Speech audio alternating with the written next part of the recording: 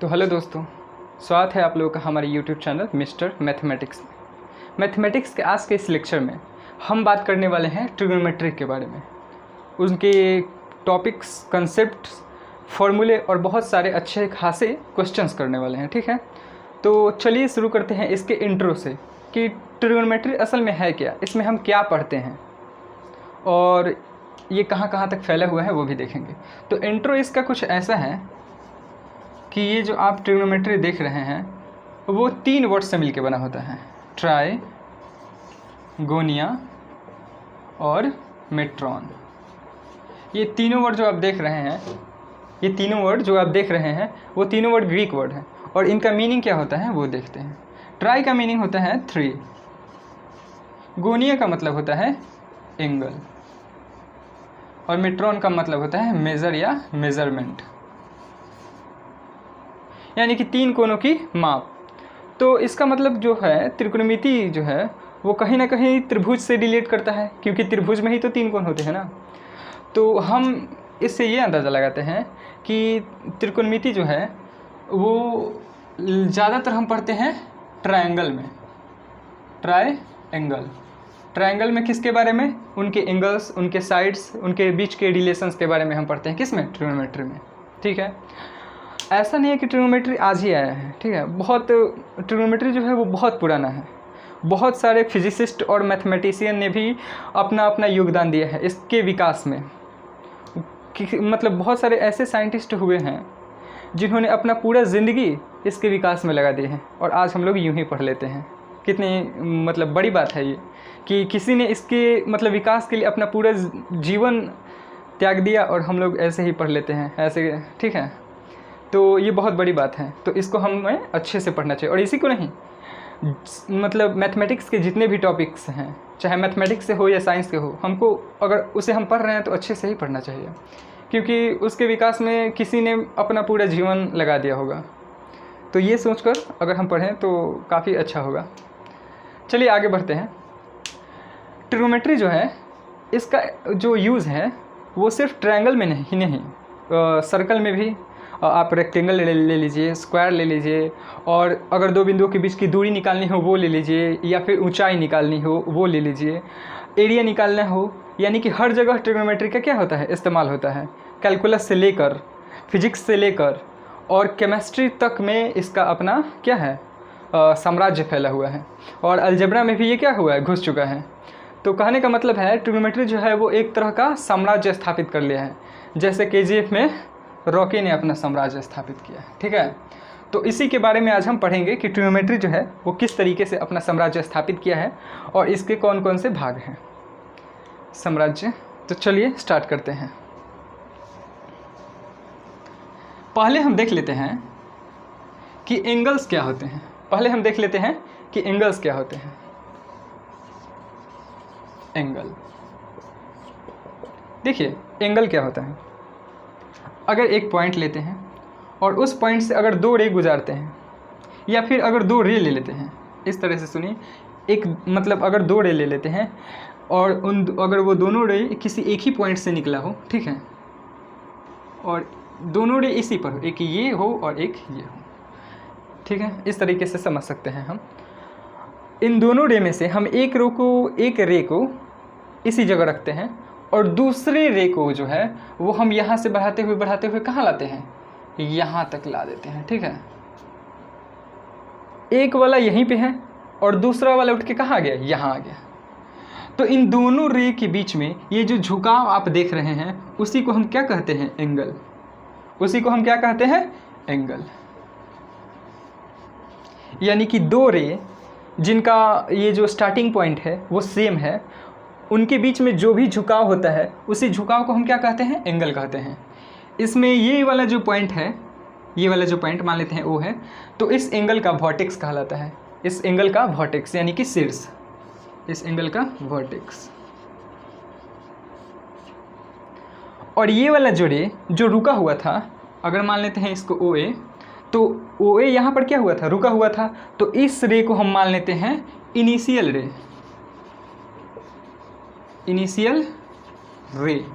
मतलब किरण। और जिस रे को हम देखो घुमाए हैं घुमाए हैं उस रे को हम मान लेते हैं टर्मिनल रे, टर्मिनल रे। ठीक है, दो किरण, दो रे जिनकी स्टार्टिंग पॉइंट सेम है, तो उन दोनों किरणों के बीच में ये जो झुकाव आप देख रहे हैं, उसी झुकाव को हम कहते हैं एंगल्स। ठीक है, एंगल कहते हैं, कोण कहते हैं। और ये जो स्टार्टिंग पॉइंट है दोनों रे का, उस पॉइंट को हम इस एंगल का वर्टेक्स यानी कि शीर्ष कहते हैं। जो रे यहाँ पर झुका हुआ था, मतलब रुका हुआ था, जो रे यहाँ पर रुका हुआ था, उस रे को हम कहेंगे इनिशियल रे यानी कि स्टार्टिंग वाला रे। और जिस रे को हमने यहाँ मतलब उठा के यहाँ से लेके ऐसे किया था, ऐसे, उस रे को हम कहेंगे टर्मिनल रे। ठीक है, तो ये तो रहा एंगल। ठीक है, अब एंगल दो चीज़ों में होता है। एक तो ज्योमेट्री में हम लोगों ने पढ़ा है 9th 10th में एंगल्स के बारे में, और अब हम पढ़ने वाले हैं ट्रिग्नोमेट्री में। और 10th में तो ट्रिग्नोमेट्री में भी आप एंगल के बारे में पढ़े होंगे। तो इन दोनों एंगल्स के बीच में क्या डिफरेंस है, ठीक है, वो जान लेते हैं। छोटा सा डिफरेंस है, तो वो देख लेते हैं। चलिए, एंगल इन ज्योमेट्री, यानी कि ज्योमेट्री में जो एंगल होते हैं वो, उनकी क्या खासियत होती है, तो वो देख लेते हैं। देखिए, ज्योमेट्री में जो एंगल होती हैं वो 0 डिग्री से 360 डिग्री तक होती है। कहाँ से कहाँ तक? 0 डिग्री से 360 डिग्री तक होती है। ना ही 0 डिग्री से कम होती है और ना ही 360 डिग्री से ज़्यादा होती है। ये मात्र 0 डिग्री से 360 डिग्री तक होती है। और दूसरी खास बात ये है कि ज्योमेट्री में जो भी एंगल्स लेते हैं हम लोग, वो हमेशा क्या लेते हैं? पॉजिटिव लेते हैं। हमेशा क्या लेते हैं? पॉजिटिव लेते हैं। जो भी एंगल लेंगे ज्योमेट्री में, वो क्या लेंगे? पॉजिटिव ही लेंगे। तो ये खास बात है ज्योमेट्री की, जो कि ट्रिग्नोमेट्री में थोड़ा सा इससे अलग होता है। तो देख लेते हैं ट्रिग्नोमेट्री के एंगल में क्या खास बात होती है। यानी कि एंगल इन ट्रिग्नोमेट्री। देखिए, एंगल्स इन ट्रिग्नोमेट्री में क्या खास बात होती है। इसमें जो एंगल्स लेते हैं हम लोग ट्रिग्नोमेट्री में, जो हम लोग एंगल लेते हैं, वो -∞ डिग्री से, -∞ से +∞ तक हम लोग ले लेते हैं। -∞ से +∞। कहने का मतलब क्या है? 0 डिग्री भी लेते हैं। 0 डिग्री से ज़्यादा, जितना ज़्यादा ले सकते हैं उतना डिग्री ज़्यादा लीजिए डिग्री में। और 0 डिग्री से कम जितना एंगल्स लेना चाहते हैं आप लोग, उतना ले सकते हैं। 78,000 से -78,000 डिग्री से +78,000 डिग्री तक ले सकते हैं। ठीक है, मतलब कहने का सिंपल अर्थ है कि इसमें जो एंगल्स हम लोग लेते हैं उसकी कोई सीमा नहीं है। हम जितना चाहें उतना एंगल ले सकते हैं, चाहे वो प्लस में हो या माइनस में। और दूसरी खास बात ये है कि इनके एंगल्स क्या हो सकते हैं? माइनस में भी हो सकते हैं। इनके एंगल माइनस में भी हो सकते हैं, 0 भी हो सकते हैं और प्लस में भी हो सकते हैं। इनके एंगल माइनस में भी हो सकते हैं, 0 भी डिग्री भी हो सकते हैं और प्लस में भी हो सकते हैं। इनके एंगल सिर्फ 0 डिग्री और प्लस में होता था, माइनस में नहीं होता था। लेकिन इसमें एंगल माइनस में ले सकते हैं। ठीक है, तो अब बारी आती है कि हम कैसे किसी एंगल को पॉजिटिव बोलेंगे और कैसे हम किसी एंगल को नेगेटिव बोलेंगे, और हम 360 डिग्री से ज़्यादा एंगल कैसे ड्रॉ कर सकते हैं, वो आते हैं। अब देख लेते हैं। ठीक है,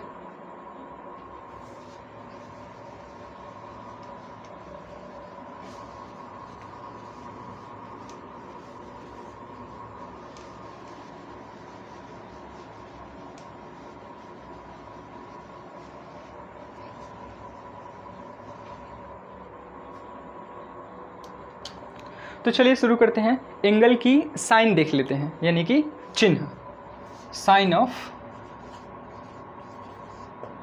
एंगल, कि एंगल को हम कब पॉजिटिव मानेंगे और कब नेगेटिव मानेंगे, वो देख लेते हैं। देखिए, अगर मान लीजिए ये मेरा इनिशियल रे हुआ OA, ठीक है, और एक फाइनल रे को लेते हैं।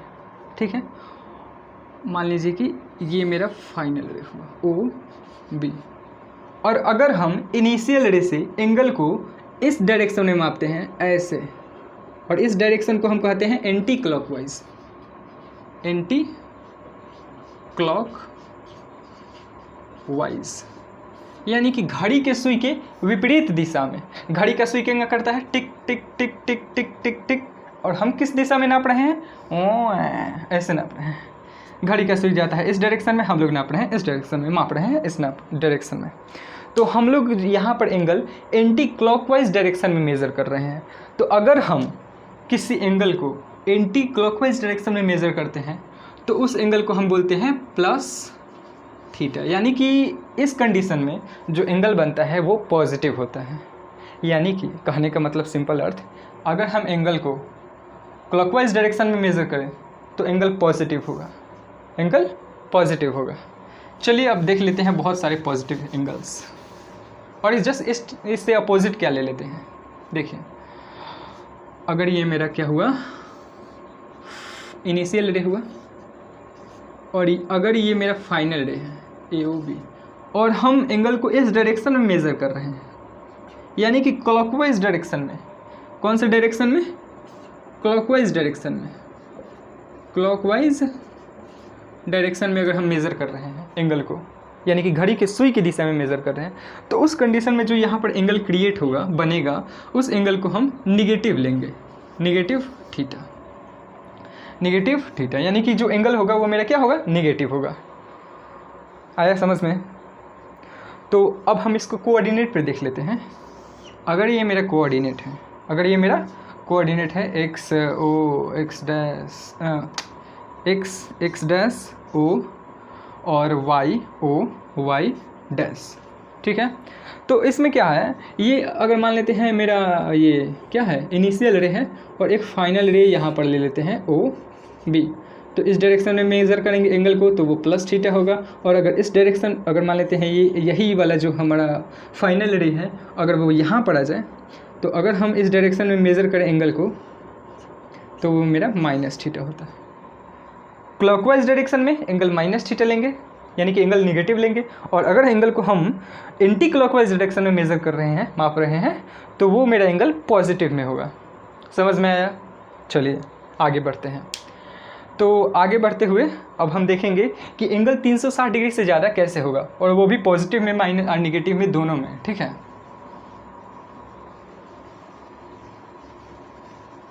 पॉजिटिव और निगेटिव दोनों में एंगल 60 डिग्री से ज़्यादा, 360 डिग्री से ज़्यादा कैसे होगा। देखिए, ऐसा है कि अगर मान लीजिए ये आपका एक कोऑर्डिनेट है, ठीक है, या फिर एक रे ही ले लेते हैं। चलिए रे ले लेते हैं।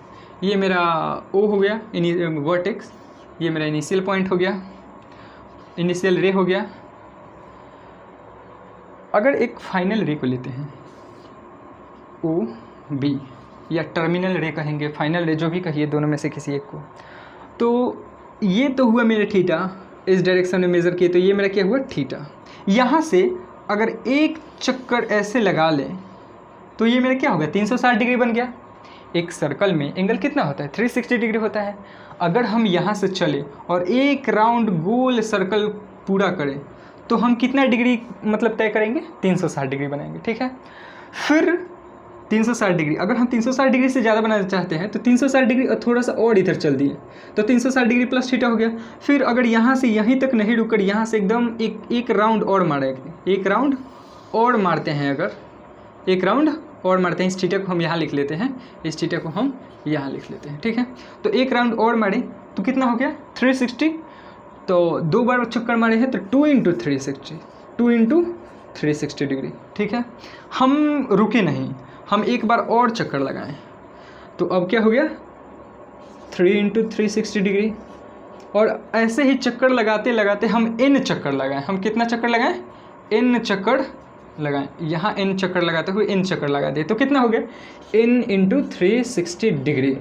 और n चक्कर लगाकर हम तो यहाँ पहुँचेंगे, और यहाँ नहीं रुके, हम कहाँ चले आए? यहाँ पर चले आए, इस फाइनल रे पर चले हैं, यानी कि टर्मिनल रे पर चले हैं। यानी कि इनिशियल रे से चलें, चलते चलते चलते चलते चलते चलते हम कहाँ पर आ गए? फाइनल रे पर आकर रुक गए। तो हमने कितना एंगल में थी तय किया? तो एक तो कि n × 360 डिग्री यहाँ तक आए तो थी तय किए, और हम थीटा डिग्री और तय कर लिए हैं, यानी कि n × 360 डिग्री आप प्लस थीटा डिग्री हम एक्स्ट्रा तय कर लिए हैं, ठीक है। तो ये वाला जो एंगल है वो 360 डिग्री से तो बहुत ज़्यादा हुआ कि नहीं? तो इसमें जो हम एंगल लेते हैं वो 360 डिग्री से जितना ज़्यादा मन करे उतना ज़्यादा आप ले सकते हैं।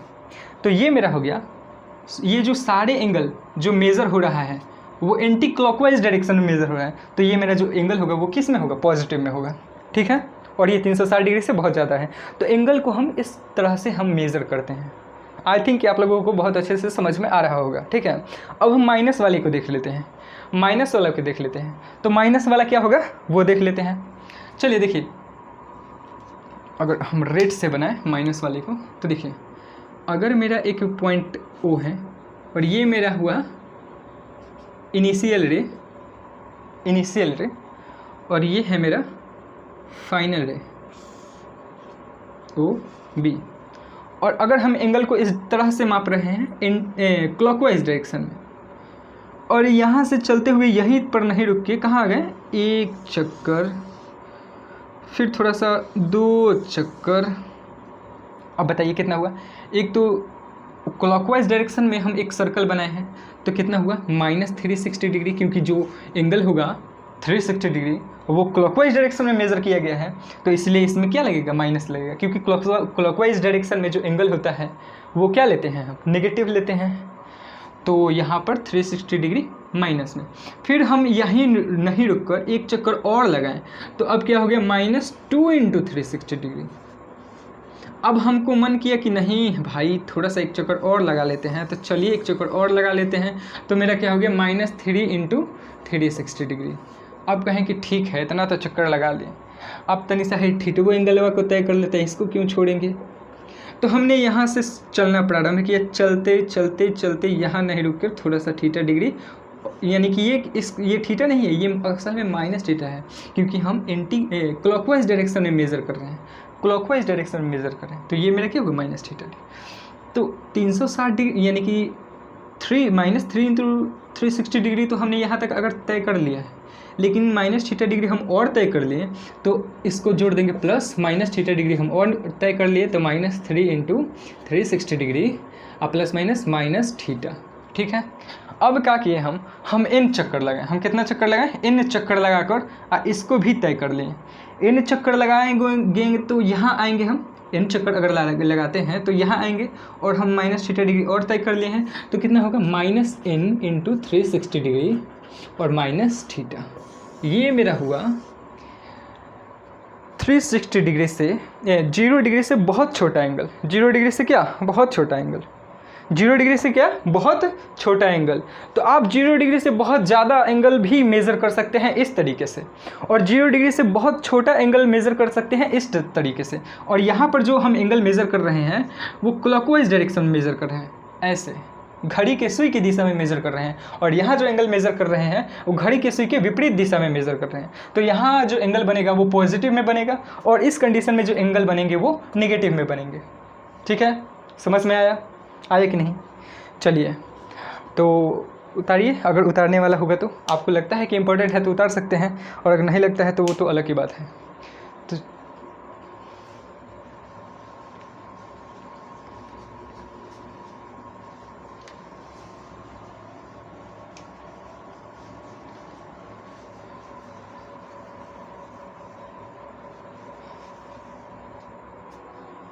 तो हमेशा याद रखिएगा आप लोग कि अगर घड़ी के सुई के विपरीत दिशा में एंगल को मेज़र कर रहे हैं तो वो एंगल पॉजिटिव में होगा, और अगर घड़ी के सुई की दिशा में हम लोग एंगल को मेज़र कर रहे हैं, घड़ी के सुई की दिशा में एंगल को अगर हम मेज़र कर रहे हैं, माप रहे हैं, तो वो हमेशा नेगेटिव में होगा, ठीक है।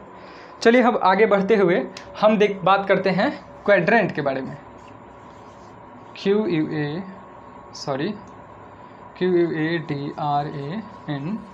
QUADRANT, क्वाड्रेंट का हिंदी होता है चतुर्थांश। चतुर्थांश मतलब चतुर्थ अंश, यानी कि अगर किसी चीज़ को 4 भाग में बांट दिए तो उसको चतुर्थांश कहेंगे, उसमें से हर एक को चतुर्थांश कहेंगे, ठीक है। तो देखिए इसको हम समझते हैं कि कैसे होता है। अगर कोई 2 लाइन जो एक दूसरे के परपेंडिकुलर हो, अगर कोई 2 लाइन जो एक दूसरे के क्या हो, परपेंडिकुलर हो, और वो किसी प्लेन को, वो किसी सतह को 4 भागों में बांट देती हो, जैसे एक लाइन ले लेते हैं इसको x और x डैश को, और एक लाइन ले लेते हैं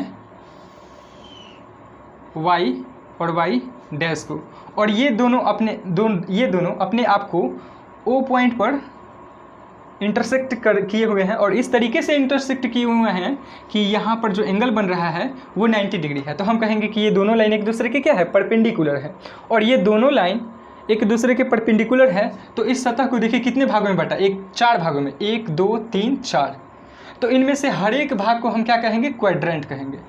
इसमें से हर एक भाग को क्या कहेंगे, क्वाड्रेंट। ये भी क्वाड्रेंट है, ये भी क्वाड्रेंट है, ये भी और ये भी, ये चारों क्या है, क्वाड्रेंट है। इनमें से हम इसको कहेंगे कि फर्स्ट क्वाड्रेंट है, ये क्या है, फर्स्ट क्वाड्रेंट है, ये सेकंड क्वाड्रेंट है, QUAD, और ये थर्ड क्वाड्रेंट है, ये फोर्थ क्वाड्रेंट है।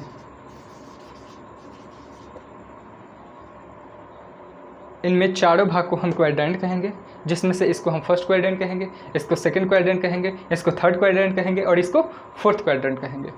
फिर से सुनिए, अगर कोई दो लाइन जो एक दूसरे के परपेंडिकुलर हो और वो किसी प्लेन को 4 भाग में बांट देती हो, तो उसमें से हर एक भाग को हम कहेंगे क्वाड्रेंट। ठीक है, उसमें से हर एक भाग को क्वाड्रेंट कहेंगे। और हम जिसमें से इसको फर्स्ट क्वाड्रेंट, इसको सेकेंड, इसको थर्ड और इसको फोर्थ क्वाड्रेंट कहते हैं। अब देख लेते हैं ये फर्स्ट क्वाड्रेंट में कहाँ से कहाँ तक होता है एंगल। तो ये 0 डिग्री से लेके 90 डिग्री तक होता है, 0 डिग्री से 90 डिग्री तक, फ्रॉम 0 डिग्री टू 90 डिग्री। ठीक है, ये जो सेकेंड क्वाड्रेंट में एंगल होते हैं वो 90 डिग्री से लेकर 180 डिग्री तक होता है, 90 डिग्री से 180 डिग्री, यानी कि 90 डिग्री से 180 डिग्री तक होता है एंगल। ठीक है, थर्ड क्वाड्रेंट में जो एंगल होता है वो 180 डिग्री से 270 डिग्री तक होता है। और फोर्थ क्वाड्रेंट में जो एंगल होता है वो 270 डिग्री से 360 डिग्री तक होता है। यहाँ पर गौर करने वाली बात ये है कि हम जो यहाँ पर एंगल मेज़र कर रहे हैं वो हम एंटी क्लॉकवाइज डायरेक्शन में मेज़र कर रहे हैं, मेज़र कर रहे हैं। इसके चलते ये जितने भी एंगल हैं वो सारे क्या हैं, पॉजिटिव हैं। ये जितने भी एंगल हैं वो सारे क्या हैं, पॉजिटिव हैं। ये ध्यान देने वाली बात है। ठीक है, देख लेते हैं थोड़ा सा इसको और अच्छे से। ये हमने क्या एक्सिस ले लिया, ये थोड़ा सा टेढ़ा हो गया है, थोड़ा सा इसको सीधा करेंगे। ये x dash, x y o y dash.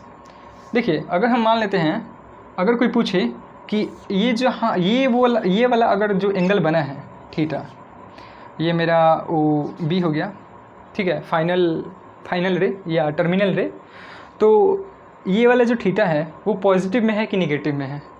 ठीक है, ये पॉजिटिव में है कि निगेटिव में है ये बताइए। तो आप कहेंगे कि हम ये इसे एंटी क्लॉकवाइज डायरेक्शन में मेज़र कर रहे हैं तो ये पॉजिटिव ही होगा। ठीक है, अगर दूसरा पूछें कि ये वाला जो एंगल है वो किस क्वाड्रेंट में है, तो हम क्या देखेंगे कि ये वाला जो फाइनल रे है वो किस क्वाड्रेंट में है। वो जिस क्वाड्रेंट में होगा एंगल उसी क्वाड्रेंट में बनेगा। ठीक है, तो ये जो एंगल है वो किस क्वाड्रेंट में बना है, तो सेकंड क्वाड्रेंट में बना है। ये वाला जो एंगल बना है वो सेकंड क्वाड्रेंट, यानी कि 90 डिग्री से ज़्यादा होगा, 180 डिग्री से कम होगा। और 90 डिग्री से ज़्यादा 180 डिग्री से कम किस क्वाड्रेंट में एंगल रहता है, सेकंड क्वाड्रेंट में। तो ये वाला जो एंगल बना है वो किस क्वाड्रेंट में है, सेकंड क्वाड्रेंट में। ठीक है, फिर अगर कोई पूछे कि ये वाला फाइनल है यहाँ नहीं होकर कहाँ रहे, यहाँ रहे, और ये वाला जो आपका एंगल बने वो बताइए, वो तो पॉजिटिव में ही होगा क्योंकि हम लोग एंटी क्लॉकवाइज डायरेक्शन मेज़र कर रहे हैं एंगल को, तो वो तो पॉजिटिव में ही होगा। लेकिन किस क्वाड्रेंट में होगा, तो ये होगा थर्ड क्वाड्रेंट में। क्यों, क्योंकि ये वाला जो हमारा फाइनल रे है या टर्मिनल रे है वो थर्ड क्वाड्रेंट में लाई कर रहा है, इसलिए हम कहेंगे कि ये वाला जो एंगल है वो थर्ड क्वाड्रेंट में बन रहा है। आई थिंक कि समझ में आ गया होगा।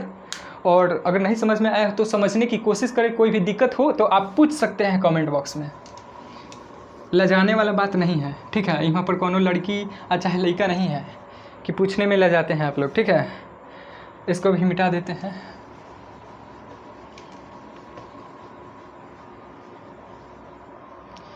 अब देख लेते हैं कि जब एंगल को हम, यानी कि क्वाड्रेंट में एंगल को हम निगेटिव डायरेक्शन में मेज़र करते हैं तो क्या होता है। देखिए,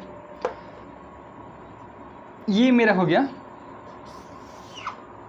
axis, 2 axis, x O x dash या कोऑर्डिनेट कहते हैं जिसे हम वाई ओ वाई डैश।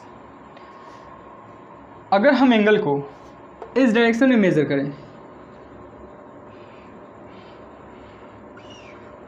यानी कि यहाँ से लेके यहाँ तक, पहले इसको देख लेते हैं। देखिए इसमें तो मेरा ये वाला तो मेरा फर्स्ट क्वाड्रेंट रहेगा ही रहेगा, चाहे वो पॉजिटिव में मेज़र कीजिए यानी कि क्लॉकवाइज में मेज़र कीजिए या एंटी क्लॉकवाइज डायरेक्शन में मेज़र कीजिए एंगल को, ये हमेशा मेरा फर्स्ट क्वाड्रेंट रहेगा तो रहेगा। First quadrant Q A way, first quadrant, second quadrant, third quadrant और ये फोर्थ क्वाड्रेंट, ये क्यू है फोर्थ क्वाड्रेंट। ये वाला तो मेरा सेम ऐसे ही रहेगा।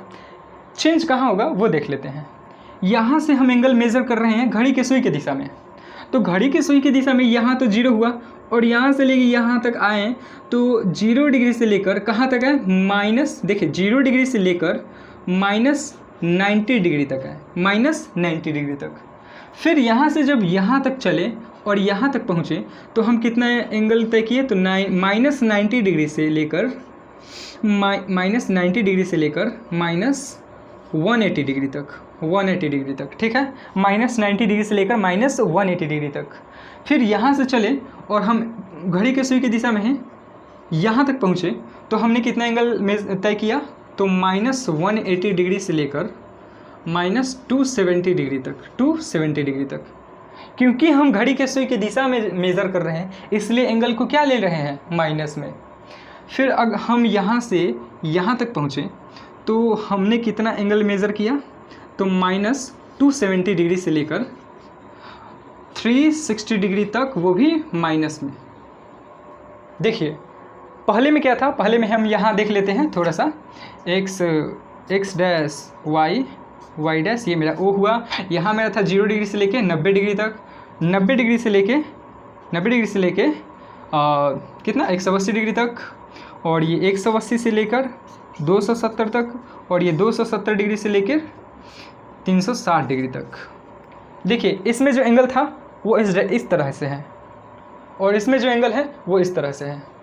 देखिए अंतर देख रहे हैं आप, अंतर देखिए, ये फर्स्ट, सेकेंड और थर्ड और फोर्थ क्वाड्रेंट सेम वैसे ही है, एंगल में चेंजेस आ गया, एंगल में चेंजेस आ गए हैं क्योंकि हम एंगल उल्टी डायरेक्शन में यानी कि घड़ी के सुई की दिशा में नाप रहे हैं, ठीक है, मेज़र कर रहे हैं, इसलिए एंगल भी क्या हो गया, नेगेटिव हो गया। और इसमें हम एंगल इस डायरेक्शन में मेज़र कर रहे हैं, घड़ी के सुई के विपरीत दिशा में मेज़र कर रहे हैं, इसलिए एंगल यहाँ पर क्या हुआ, पॉजिटिव में है। तो ये रहा मेरा, जब हम एंगल को घड़ी के सुई की दिशा में मेज़र करते हैं तो क्वाड्रेंट के एंगल में क्या फ़र्क होता है वो वहाँ पर बता दिए हैं। अगर नोट करना है तो नोट कर सकते हैं, या फिर समझ गए होंगे तो आप लोग तो बहुत समझदार हैं ही, लेकिन ये गलत बात है। जो आप समझे हैं उसको कॉपी पेन निकाल के नोट्स कर लिया कीजिए, ठीक है। ये अच्छी बात होती है कि जब आपके सामने कॉपी पेन होते हैं तो आप अपने पढ़ाई पे ज़्यादा फोकस रहते हैं, वरना कंबल में तो सोकर कोई भी देख सकता है वीडियोस को। चलिए क्वाड्रेंट मेरा हुआ यहाँ पर समाप्त, और हम चलते हैं एक और छोटी लेकिन अच्छी टॉपिक पे, वो है मेरा coterminal angle. Coterminal angle coterminal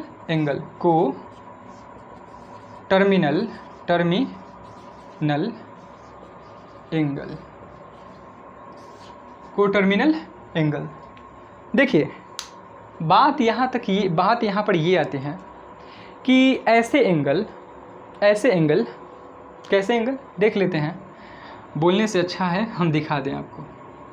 अगर हम ले लेते हैं इसको इनिशियल रे OA और एक ले लेते हैं हम फाइनल रे OB, इसको ध्यान से समझिएगा, ठीक है, ये समझने वाली चीज़ है।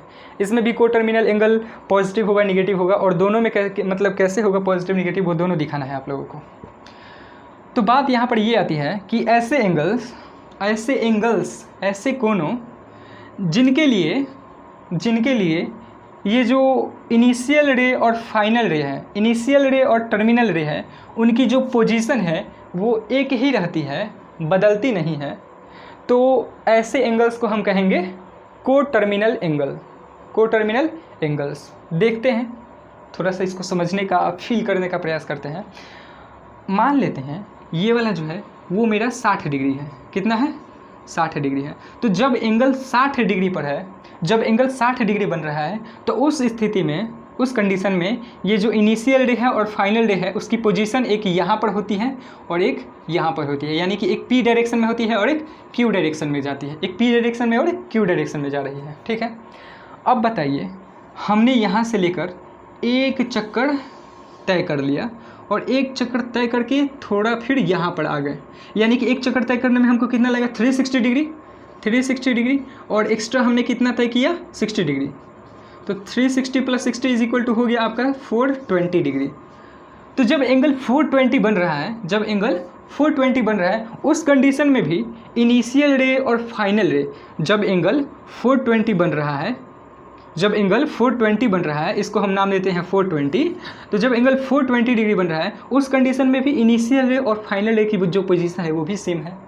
कि उस कंडीशन में भी ये जो इनिशियल रे है वो पी डायरेक्शन में जा रही है और ये जो फाइनल रे है या फाइनल या को टर्मिनल रे है जो, वो क्यू डायरेक्शन में जा रही है 420 डिग्री पर भी।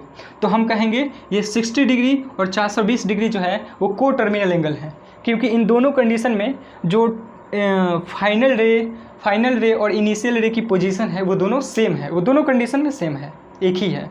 फिर ले लेते हैं हम एक चक्कर और लगाएं, एक चक्कर अब तो लगा लिए हैं, फिर एक चक्कर और लगाएं, यहाँ से ऐसे और ऐसे कर दें। ठीक है, तो एक चक्कर 360 डिग्री, दो चक्कर 360 360 720 डिग्री, और एक्स्ट्रा हमने कितना तय कर लिया? 60 डिग्री तय कर लिया। यानी कि 720 डिग्री प्लस 60 डिग्री कितना हुआ? 780 डिग्री।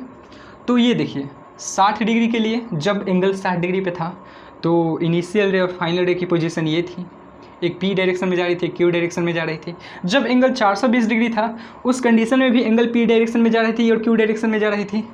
जब एंगल 780 डिग्री रहा तो उस कंडीशन में भी ये जो इनिशियल रे है वो पी डायरेक्शन में जा रही है, फाइनल रे क्यू डायरेक्शन में जा रही है।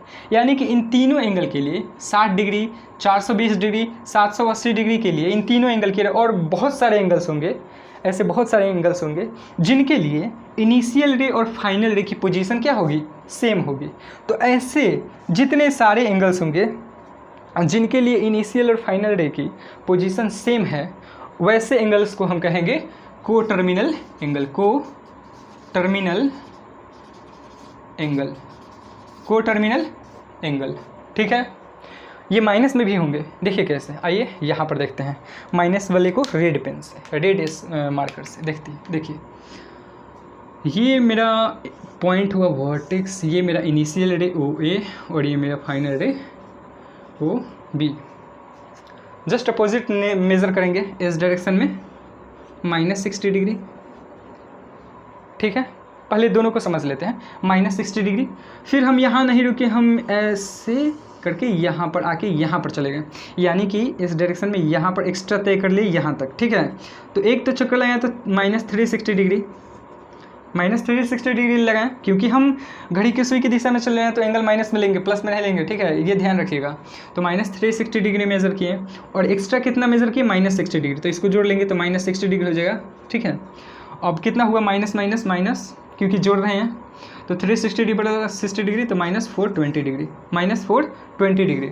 तो एक -60 डिग्री के लिए, एक -420 डिग्री के लिए, एक -780 के लिए, इन तीनों के लिए जो देखिए 60 डिग्री पर था, जब -60 डिग्री पे था तो इनिशियल रे ये था, फाइनल रे ये था। जब 420 डिग्री पर आया, एक चक्कर लगा के यहाँ पर आया, तो उस कंडीशन में भी इनिशियल रे ये है और फाइनल रे ये है।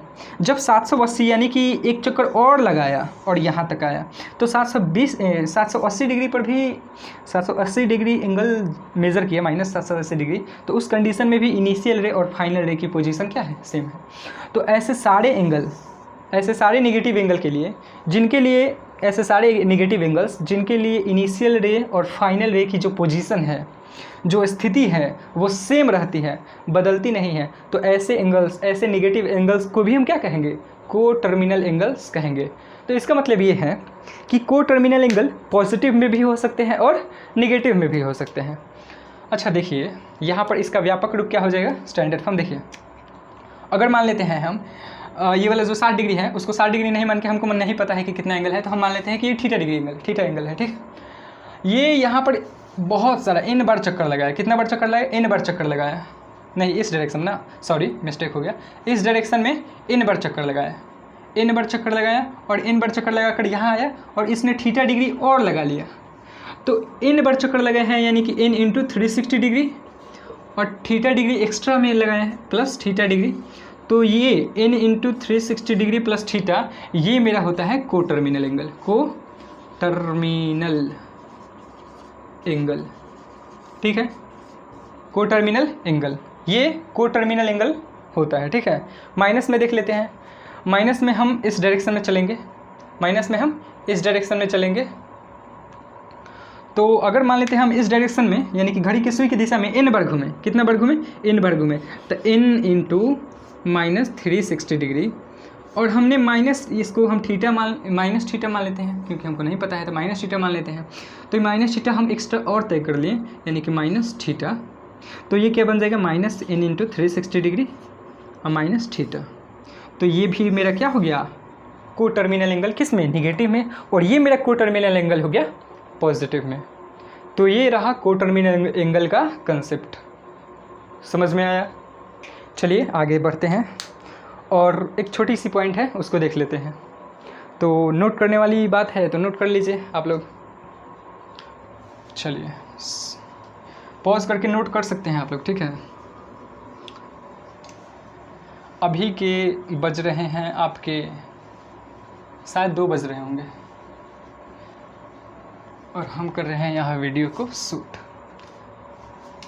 आप लोगों के लिए, सिर्फ आप लोगों के लिए। चलिए एक छोटी सी पॉइंट है और उस पॉइंट का नाम है, नाम क्या है? कुछ नहीं है। देखिए क्या है कि एंगल को क्या सिर्फ थीटा से ही मतलब डिनोट किया जाता है? तो नहीं, ऐसी कोई बात नहीं है। एंगल को बहुत सारे ये टूल्स हैं जिनसे हम एंगल को क्या करते हैं? डिनोट करते हैं। देखिए वो टूल्स क्या क्या हैं। एक तो है ग्रीक वर्ड्स के लेटर, ग्रीक अल्फ़ाबेट के लेटर्स। और ग्रीक अल्फ़ाबेट के लेटर्स क्या हैं? एक तो हो गया अल्फ़ा, एक हो गया बीटा, एक हो गया गामा मेरा, और एक हो गया कप्पा, एक होता है आपका डेल्टा, एक होता है आपका क्या? साई, एक होता है आपका फाई, एक होता है आपका थीटा, और ना जाने ऐसे बहुत सारे होते हैं। तो इसे कहते हैं हम ग्रीक अल्फ़ाबेट्स के लेटर। और हमारे अंग्रेज़ी के लेटर्स कौन कौन से हैं? बड़ा ए, बड़ा बी, सी, डी, डॉट डॉट डॉट कहाँ तक? जेड तक। तो इन सारे टूल्स से हम एंगल को क्या करते हैं? डिनोट कर सकते हैं। कहने का मतलब है अगर ये इनिशियल रे है ओ ए, ये फाइनल रे है ओ बी, तो ये वाला जो एंगल है उसको थीटा से भी कहिए, फाई से भी कहिए, बीटा से भी कहिए, अल्फ़ा से भी कहिए, यानी कि जितना यहाँ पर है सबसे कह सकते हैं हम। ठीक है, इन सभी मतलब ये बहुत सारे नाम होते हैं, एंगल के बहुत सारे नाम हैं। जैसे आपके भी नाम होंगे, धनराज होगा, ऋषि होगा और बहुत सारे नाम होंगे। कुछ चलिए उतार लेते हैं। तो आज के मैथमेटिक्स के इस लेक्चर में आज के लिए बस इतना ही, और फिर मिलते हैं अगले लेक्चर में। और अगले लेक्चर में इससे आगे हम लोग बढ़ेंगे और आगे वाले टॉपिक को हम लोग क्लियर करेंगे। धन्यवाद।